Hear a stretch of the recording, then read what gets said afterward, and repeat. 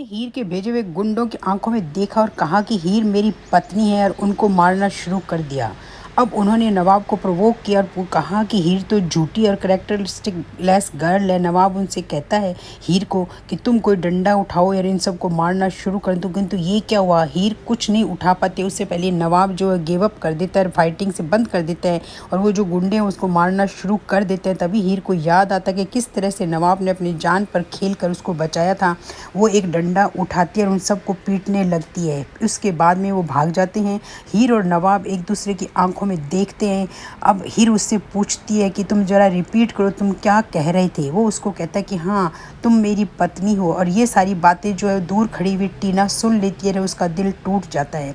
नवाब हीर को कहेगा कि चलो अब हम चलते हैं, और तभी वो जो फ़ोन है वो ले लेते हैं, उसको अनलॉक करते हैं तो उन्हें एक सिंगल नंबर आता है जो डायल किया हुआ मिलता है। जब वो उसको नंबर को डायल करते हैं तो वो गुलाब का नंबर होता है। ये देखने के बाद जो गुलाब का नंबर है, हीर जो है वो चुप हो जाती है, उस फ़ोन को काट देती है। अर्जुन की माँ ने अब अर्जुन को कॉल किया, उसको कहा है कि तुम उससे दूर रहोगे।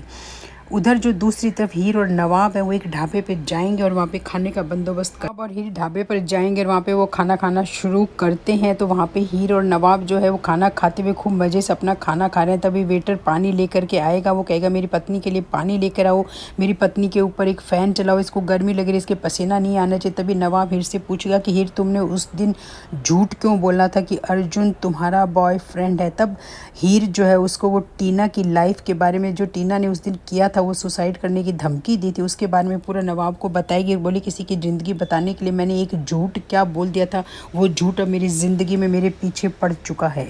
और इन सारी बातों को देखते हुए पता लगेगा कि अब जो नवाब है वो क्या करेंगे, या टीना कोई एक नई कॉन्स्पिरेंसी क्रिएट करेगी और हीर के लिए, और वो डीन को जा कर के कहेगी कि हीर को एग्ज़ाम में नहीं बिठाना दिया जाए। और जब एग्ज़ामिनर है, डीन है, वो उसके लिए प्रूफ मांगेगा कि तुम एग्ज़ाम में तभी बैठ सकते हो जब तुम अपने को निर्दोष साबित करोगे। तो देखना बहुत इंटरेस्ट